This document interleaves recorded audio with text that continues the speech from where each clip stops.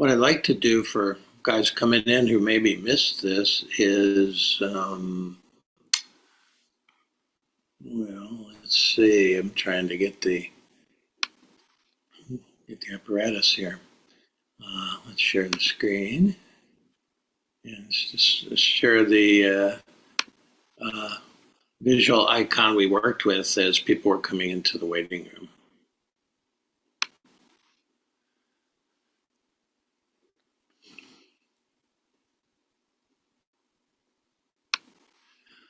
Yeah, you might recognize that as one of the rose windows in Notre Dame de Paris.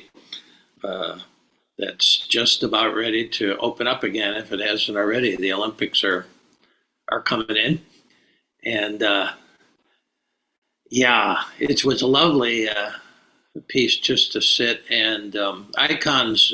You gaze at them.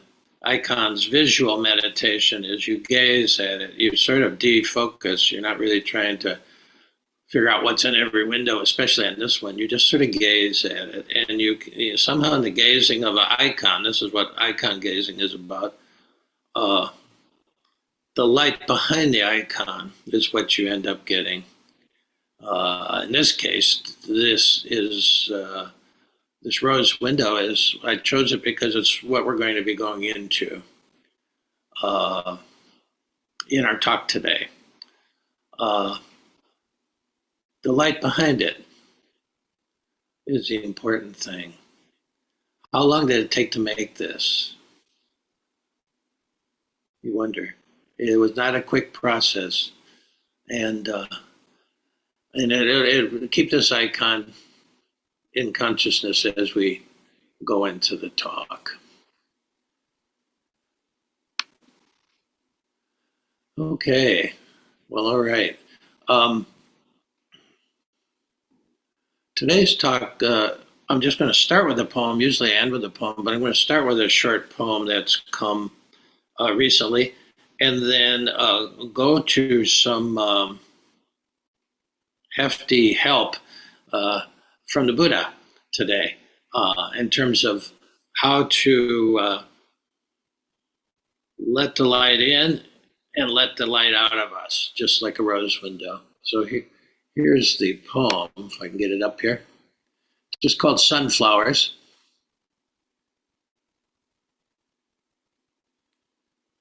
The self just pleaded with the soul. I hope you're ready to be patient with me for quite a while. And it was all overheard by the spirit. The self just pleaded with the soul. I hope you're ready to be patient with me for quite a while. It was all overheard by the spirit. No problem, smiled the spirit, knowing that we all turn inexorably with a tectonic slowness through the vast expanse of grace toward being at last, like sunflowers turn toward the sun. I'll just read it again one more time. It's a hopeful poem for me. I wrote it actually for one of you in mind who is sort of discouraged by the slowness of the process of transformation. The self, meaning small s, the ego self, the self just pleaded with the soul, I hope you're ready to be patient with me for quite a while. And it was all overheard by the spirit. No problem, smiled the spirit, knowing that we all turn inexorably with a tectonic slowness through the vast expanse of grace toward being at last like sunflowers turn toward the sun. It's a hopeful poem to me, keeps me going, and it reminds me of the last line of a poem I wrote recently that I like a lot, and it just says, slowly blooms the rose within. It's not a linear thing. When a rose blooms. It's all there. It's not a linear trip. It just starts to unfold, you see. And it's interesting, they call those, Gothic cathedral kind of windows, stained glass windows, they call them rose windows because there's always a center and then it unfolds. The windows in the Notre Dame are, I haven't seen them in person one day, hopefully. It's one, I don't have a bucket list, but I would be on it if I did. But the idea that things unfold and you can't outrush the unfolding, you just have to work with the causes and conditions that any flower unfolds under. Causes and condition. Without light, no rose opens. Without light, nuclear winter after the meteor hit, when the dinosaurs died. Without light, it all goes, you see. So really today's talk is about how the light gets in, or again, it gets in and out. Because we're not meant to hold the light. It's not something you hold on to, something that eventually comes and goes through you. That's what we're meant to be. In a way, we're all rose windows. I wonder about how often they have to clean those windows because they've been hundreds of years old. And, in the past, when it was all candlelight, there was a lot of soot that, they have to take paintings from these medieval and Gothic cathedrals to restore them because there's layers and layers of soot from the old candlelight. And so when they restore them, out at the Getty Museum or wherever they do it, they come alive. They're restoring the Last Supper now because it was just, in this small Dominican place where everything was candlelight and that's a certain amount of soot. So that's also that idea of, the soot coming up and obscuring, blocking the light. The Buddha dealt with that. And so what I'm going to just run through today will be helpful because you to understand the process. I'm going to talk about the 5 obscurations, the 5 things that obscure the light, the inner light, and then the 5 solvents, sort of like Windex for the soul. He doesn't just tell you, what's wrong. He tells you, well, how do you deal with it? How do you clean these windows? Okay. So the 5 obscurations, and this is a little sort of detailed, and I'll go through it. And this would be a good thing that if you miss something or you're not, and you don't really want to take notes, you can always just email me just the word notes in the subject line, and I'll send you the notes I'm working for. Sometimes I'm working from notes. Sometimes I'm working strictly on the tightrope of grace. But today I have some notes, so this might be helpful in case you missed some of it. I'll send it to you. You can just send me an email. Okay, the 5 obscurations. The first one is ignorance. Number 1 is ignorance.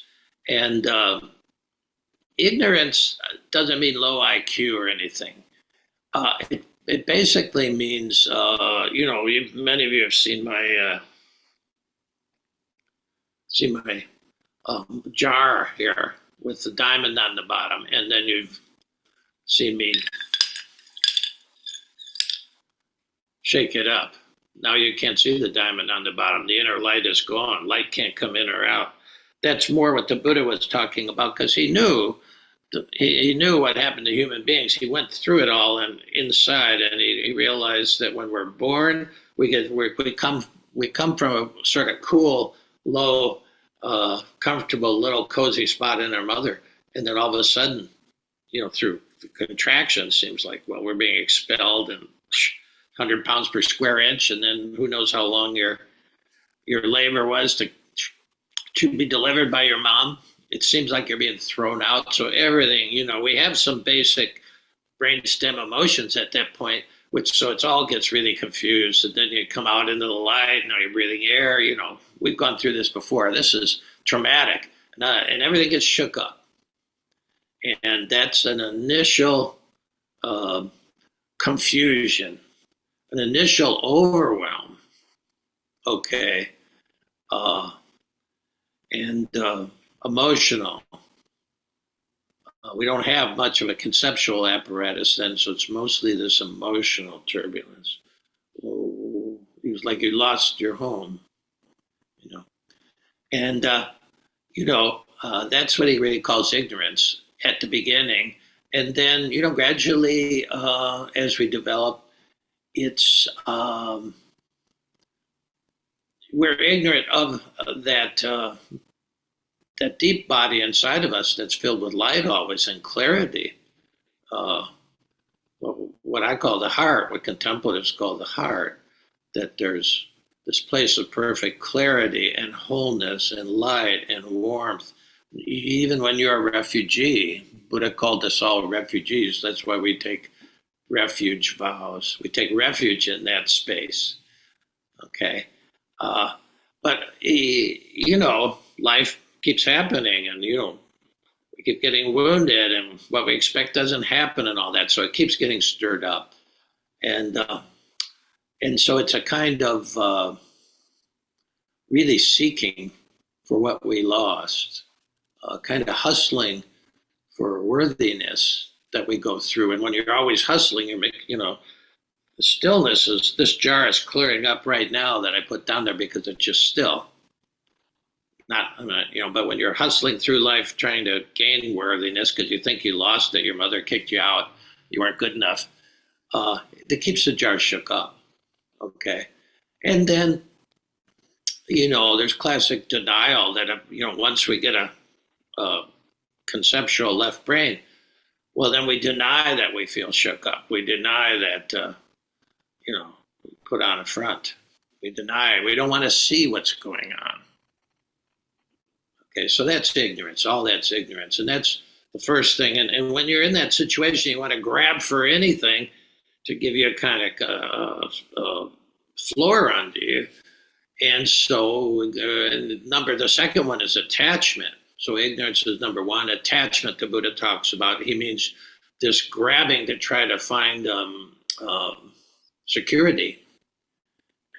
And we're initially as a child grabbing for pleasure, food, warmth, held, and comfort.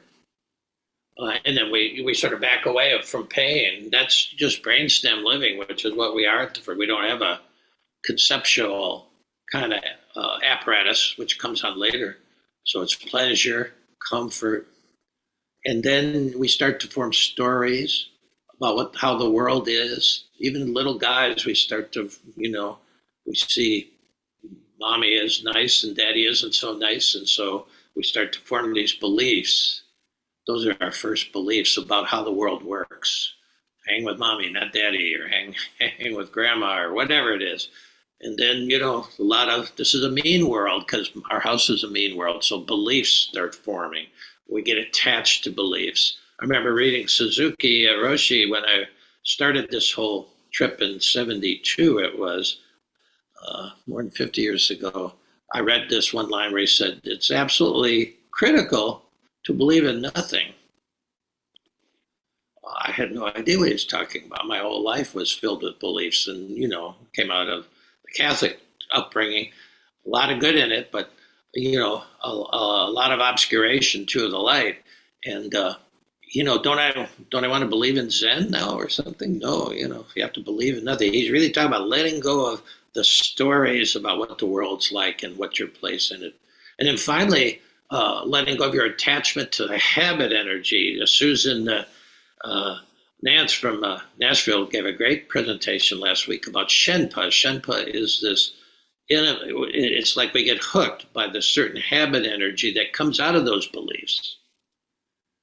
And how that when the habit energy starts to rise, you don't go with it. So you don't bite the hook. She learned that from Pema. I learned that from Pema. So attachment is the second one. We get attached to pleasure, we avoid pain. We really want to be comfortable. We get really attached to our beliefs. How you see is what you see. Look at politics now. How can people say that? How can people believe that? Yeah, but we all have our glasses. How you see is what you see.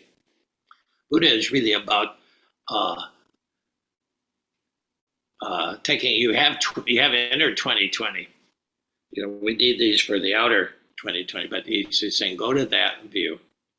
So that's the second obscuration. The third one is resistance itself, ignorance, attachment, and then three is resistance. Well, that's really the ego's survival mode. The ego builds resistance. What is it resisting? All those things that you don't understand. You're resisting people thumping those original wounds. It's like a suit of armor that you put on, but it's very sleek. As the older you get, it's not so clunky. But in the end, it is always clunky. Trying to have a relationship, most times it's like two suits of armor trying to get to one another, and that's why having a relationship based on the ego doesn't work so well. The Tibetans nail resistance. That's just basic ego state, a survival mode state. The Tibetans say, and I have Tibetan masks around the place. Fear wears many masks. Fear wears many masks. Its favorite is resistance. So it's that kind of, fighting life, fight, and all that stuff. Well, that's just, coming from the ego mode there. See? So ignorance, attachment, resistance. Now, those are the three main ones the Buddha talks about when he talks about the three poisons. But there's a couple other things that sort of muddy up the windshield to where you can't see, the light can't get in. You don't know, you're driving with, barely can see. The fourth one would be self-judgment, which is depending on who you are and where you are, what your energy is from the Enneagram, for instance, it could be really huge. And it is huge for me as a one on the Enneagram. Judgment, and it starts with self-judgment, especially when your view, your belief is, well, if I'm perfect, people will love me. Oh, man. Judgment in pants or skirt. And it's a kind of circular firing squad in the inside of your head, if you know what that's like. Damned if you do, damned if you don't. That's self-judgment.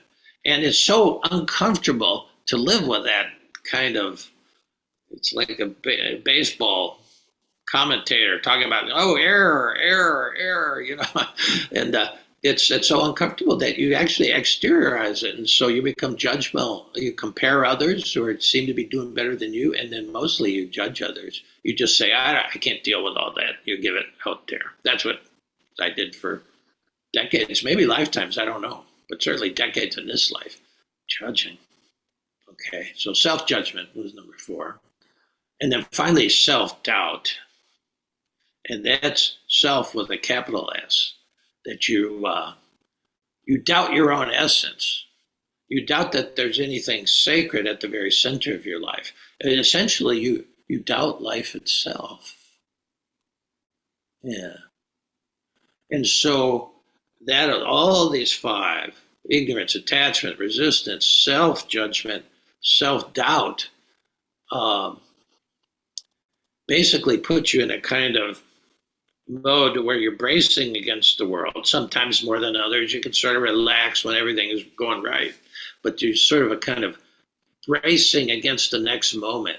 And it's, you might be very relaxed and something pops up. You get a phone call, you get a diagnosis, something pops up, and then all of a sudden you're bracing against life.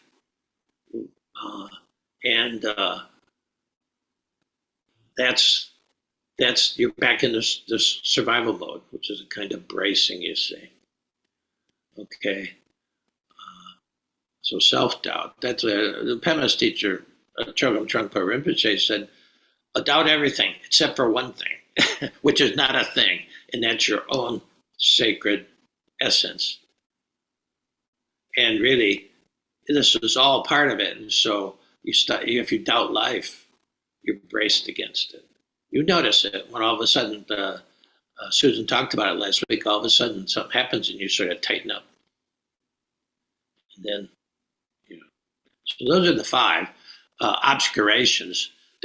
There's variations on all of them, to maybe 5 million, but those are the five.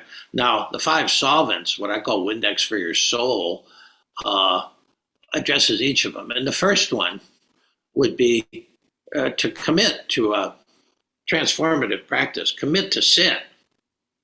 Because if I had a better transformative practice than sitting in formal meditation and contemplation, I would give it to you.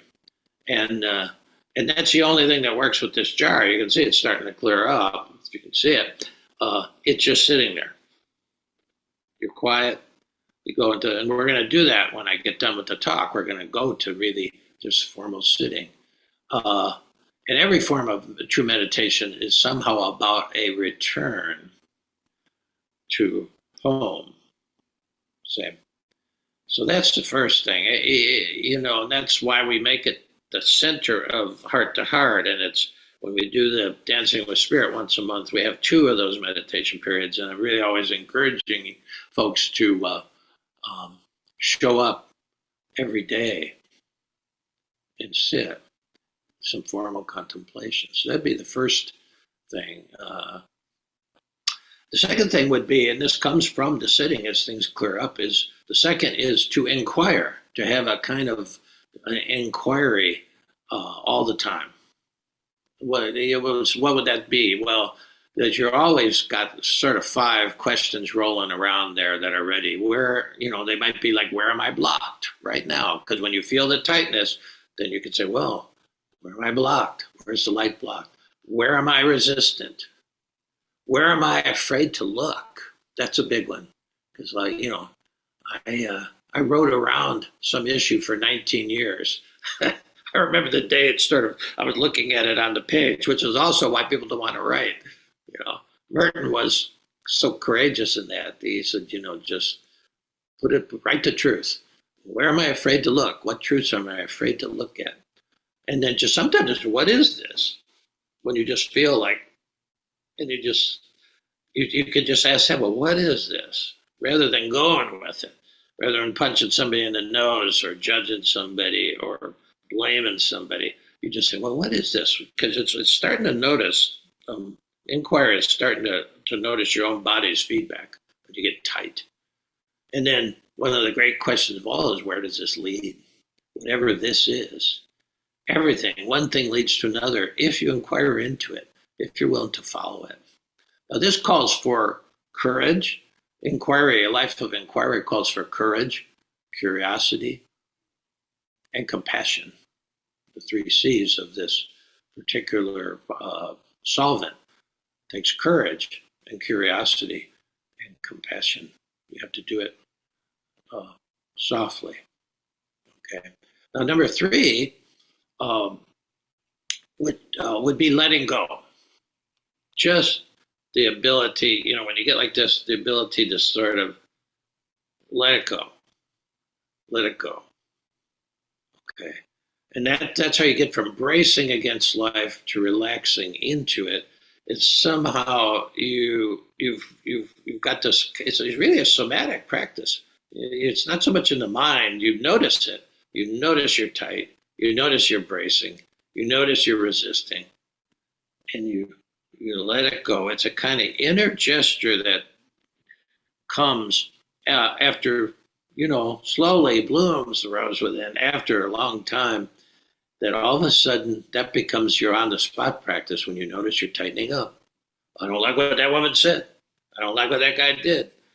All right, to go from bracing against life to relaxing into it. And that's a sense of release. And you practice that in meditation. You practice returning to the center. You practice releasing what took you far and wide away from it. What stories, you see. So letting go, key. 4th, importantly, is compassion. This compassion for yourself in survival mode. I'll be back there in a minute, in a flash. Something happens, and all of a sudden your ego drags you into survival mode. No problem. You just, what you do is you recognize it sooner. And this is where this little bit of wisdom from it was Philo of Alexandria in Egypt. He was turns out a first century kind of Hellenistic philosopher. He said this, and get this down. You tack this up somewhere. Tack it on the inside of your heart. I've tried to. That's where it hangs for me. Philo said, "Be kind, for everyone you meet is fighting a great battle. Be kind, for everyone you meet is fighting a great battle." And it's this battle of all of a sudden you're back in survival mode. Some people have only in just brief moments been out of it. They don't even know that they're going back into survival mode, that there's another sacred mode you could go into. They don't even know. But most of us start with yourself. Be kind, for everyone you meet is fighting a great battle. You too. Yeah. So compassion, cutting a lot of slack, mercy. That's the fourth kind of Windex for your soul. Be so tough on yourself, and certainly cut a lot of slack. Jesus was pointing to that when he said, "Love your enemies." They're struggling. They're fighting the same battle you are. It might look different. Everyone is fighting a great battle of how to move the center of gravity out of survival mode into the sacred mode. Okay, into a mode that is not like this. It's spacious. It's free. There's no freedom in this. Everybody's fighting that battle, is on that journey to go from nobody to somebody to everybody. Okay, now the last one, last bit of spiritual Windex here is trust life. Life with a capital L.